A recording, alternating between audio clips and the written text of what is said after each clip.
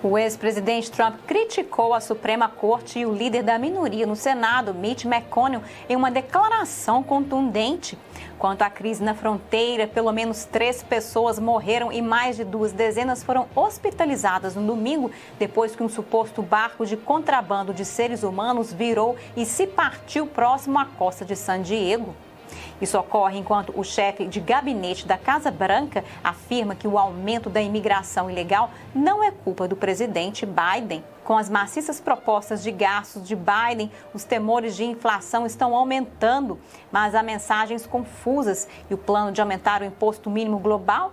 Confira todos esses assuntos hoje no Diante dos Fatos.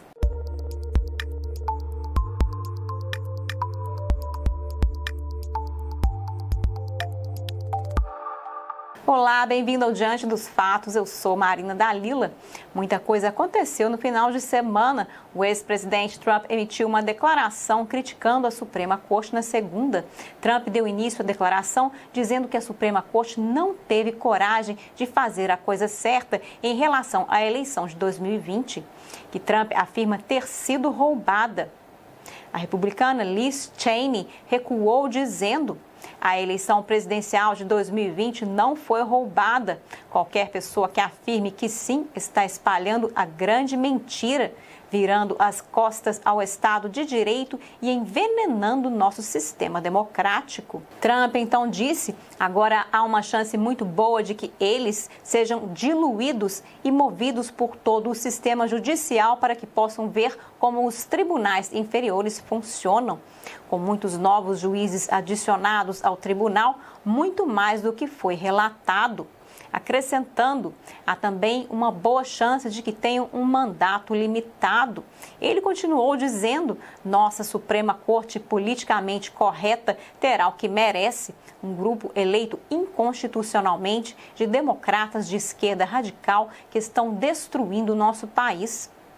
Trump também criticou o líder da minoria no Senado, Mitch McConnell, dizendo: com líderes como Mitch McConnell, eles são incapazes de lutar. Ele não lutou pela presidência e não lutará pelo tribunal, disse Trump na declaração de segunda-feira. Se e quando isso acontecer, espero que os juízes se lembrem do dia em que não tiveram coragem de fazer o que deveriam ter feito pela América, disse ele. Trump também disse que quando ele era presidente, seu caso não foi ouvido na mais alta corte com base na inobservância. Esta semana, um conselho de supervisão do Facebook deve decidir se permitirá Trump de volta à plataforma de mídia social. Isso porque o Facebook e uma série de outras plataformas de mídia social suspenderam o então presidente Trump após a violação do Capitólio em 6 de janeiro. Agora vamos voltar para a fronteira. Um barco suspeito de contrabando de humanos virou na costa de San Diego no domingo, deixando 3 mortos e dezenas de feridos. As autoridades disseram que o grupo estava em um cruzador de cabine superlotado de 12 metros, que é maior do que os típicos barcos de madeira sem teto, frequentemente usado por contrabandistas para trazer pessoas ilegalmente do México para os Estados Unidos. O agente de supervisão da Alfândega e Proteção de Fronteira dos Estados Unidos, Jeff Stephenson, disse durante uma entrevista coletiva no domingo: tudo indica, de nossa perspectiva, que se tratava de uma embarcação de contrabando para contrabandear migrantes para os Estados Unidos ilegalmente. O capitão do barco foi detido e provavelmente enfrentará acusações criminais. A patrulha de fronteira disse em um comunicado à imprensa que viram um aumento dramático no número de tentativas de contrabando marítimo recentemente. Os oficiais de fronteira interceptaram um navio na quinta-feira, perto do mesmo local. Estavam a bordo 21 pessoas, 15 homens e 6 mulheres. Os agentes determinaram que todos eram cidadãos mexicanos sem status legal para estar nos Estados Unidos. A patrulha de fronteira disse na sexta-feira que as autoridades policiais intensificaram as operações para interromper o contrabando na costa de San Diego e alertariam os potenciais atravessadores da costa sobre os perigos de tentar entrar ilegalmente nos Estados Unidos pelo mar.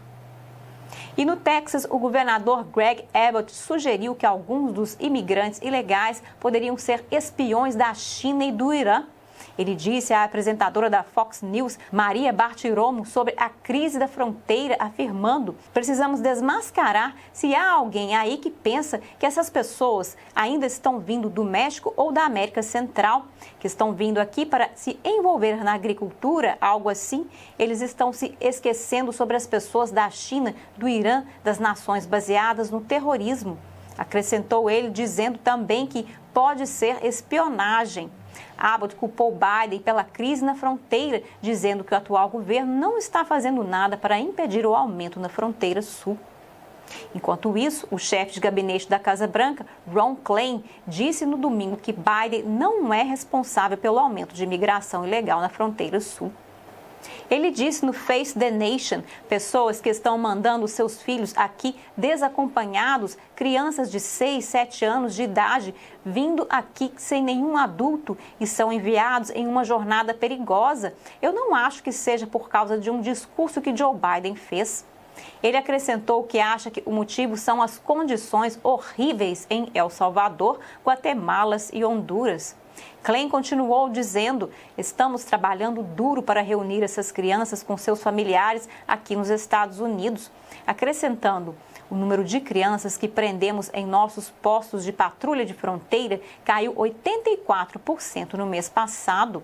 Estamos progredindo na resolução deste problema. Os republicanos culparam Biden pelo aumento nos últimos meses, dizendo que sua retórica e suas ordens executivas para rescindir as políticas de imigração da era Trump são a razão por trás do recente aumento de imigrantes ilegais. Quase 5 mil crianças estão sob custódia da patrulha de fronteira e mais de 13 mil crianças estão atualmente sob custódia da saúde e serviços humanos.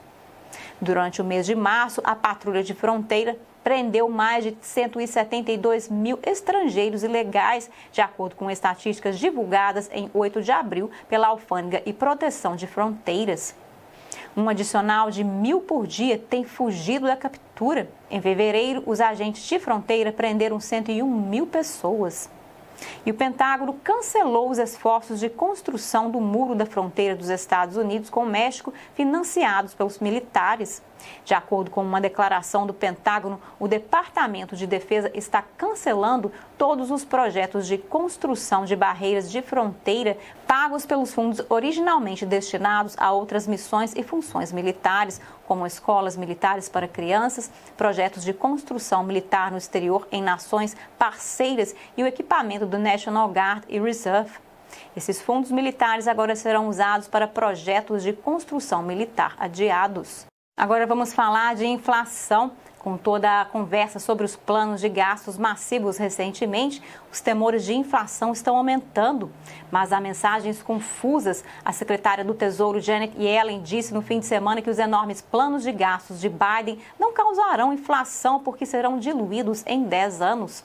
Ela disse no programa Meet the Press da NBC que não acredita que a inflação será um problema, adicionando que, se for o caso, temos ferramentas para lidar com isso. É uma posição compartilhada pelo presidente do Fed, Jay Powell, que indicou não acreditar que haverá inflação. E Yellen continuou dizendo que os planos de Biden são investimentos históricos de que precisamos para tornar nossa economia produtiva e justa. Economistas como o ex-secretário do Tesouro Larry Summers alertaram sobre a inflação. Summers disse que a inflação é provável devido às atuais taxas de juros ultra baixas do Federal Reserve, justamente com a proposta do governo Biden de 4 trilhões em novos gastos e com o Congresso já aprovando cerca de 5 trilhões de dólares. Embora Yellen afirme veementemente que não há riscos de inflação, a presidente do Conselho de Consultores Econômicos da Casa Branca, Cecilia Rouse, emitiu uma mensagem um pouco diferente. Em declaração à Fox News no fim de semana, Rouse disse: esperamos no máximo uma inflação transitória. É isso que esperamos ao sair de uma grande recessão. O que isso significa? Significa um período breve ou temporário de inflação, mas não persistente. Rouse também disse que, no momento, não há evidências que sugiram inflação galopante. Agora, enquanto a administração Biden apresentou as propostas de gastos massivos, o Congresso ainda detém o poder final de aprovação de planos de gastos e mudanças fiscais. Para pagar por todos esses planos de gastos, a administração Biden quer aumentar a alíquota do imposto corporativo para 28%. A Casa Branca enfrenta uma dura batalha para convencer os republicanos e alguns democratas a concordar com os aumentos. A senadora Susan Collins sinalizou no fim de semana que não é fã dos aumentos de impostos. Collins disse ao Estado da União, na CNN, no fim de semana: "Não vou apoiar as empresas americanas que pagam a maior taxa de impostos corporativos entre os países desenvolvidos do mundo, mais uma vez, e, infelizmente, isso é o que 28% seriam", acrescentando, e isso significa que os empregos, mais uma vez, iriam para o exterior. Collins não disse até onde iríamos em termos de compromisso. Ela mostrou apoio ao $500 bilhão de contraproposta lançada pelos republicanos. Collins disse à CNN: "Acho que agora que os republicanos fizeram uma oferta razoável, cabe ao presidente fazer uma contraoferta para nós." Ela continuou observando que a proposta anual apresentada pela Casa Branca totaliza mais de 4 trilhões, acrescentando: "Essa é a quantia que gastamos para vencer a Segunda Guerra Mundial. Portanto, este é um pacote enorme quando você considera as partes da infraestrutura básica tradicional e a enorme expansão dos programas sociais que o presidente Biden está defendendo." Agora, quanto aos temores de que o aumento dos impostos corporativos façam com que as empresas coloquem seu dinheiro no exterior, alguns estão pedindo o aumento do imposto mínimo global. A presidente do Conselho de Consultores Econômicos da Casa Branca, Cecília Rouse, também disse no fim de semana: "A ideia é garantir que as empresas estejam pagando sua parte justa para fechar algumas das brechas, o que significa que mais empresas estão realmente colocando mais dinheiro no exterior, fora do solo dos Estados Unidos, e com um imposto mínimo global para que possamos trabalhar com o resto de nossos parceiros comerciais, para que possamos trabalhar com o resto do mundo, para que as empresas estejam pagando sua parte justa em todo o mundo." E continuou dizendo que o presidente Biden está realmente dizendo: "Olha, todo mundo deveria pagar sua justa parte."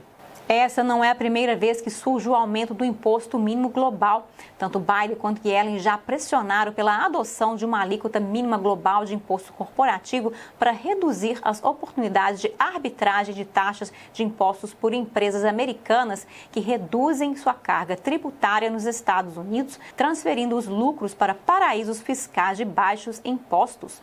Biden disse em uma coletiva de imprensa na Casa Branca no início do mês: "Também propus um imposto mínimo global que está sendo proposto em todo o mundo para as empresas dos Estados Unidos de 21%, acrescentando: "Isso significa que as empresas não vão poder esconder sua renda em lugares como as Ilhas Caimã e Bermudas, em paraísos fiscais." O plano de infraestrutura de 8 anos de Biden deve ser totalmente pago por aumentos de impostos sobre as empresas ao longo de 15 anos. Sua proposta é aumentar a alíquota do imposto federal sobre empresas de 21% para 28%. A administração Biden está buscando cooperação internacional sobre a alíquota tributária corporativa mínima global em um esforço para compensar, pelo menos parcialmente, quaisquer desvantagens que possam surgir da proposta do governo de aumentar a alíquota tributária corporativa dos Estados Unidos para 28%. A mudança é vista como a chave para financiar a proposta de infraestrutura de 2,3 trilhões do governo Biden. França e Alemanha, que possuem taxas de impostos relativamente altas na OCDE, saudaram a proposta da administração Biden. Mas a Irlanda expressou preocupações sobre um imposto mínimo global. O país optou por um modelo de baixa tributação para atrair investimentos estrangeiros. O país tem uma das taxas de impostos corporativos mais baixas da OCDE, 12,5%, de acordo com a Tax Foundation. Aumentar a taxa tributária corporativa para 28% aumentaria a taxa combinada federal e estadual dos Estados Unidos para 32,34%. Esta mudança tornará a taxa de imposto corporativo dos Estados Unidos a mais alta da OCDE, reduzindo a competitividade dos Estados Unidos. A taxa média de impostos corporativos entre os países da OCDE, excluindo os Estados Unidos, é de 23,4%.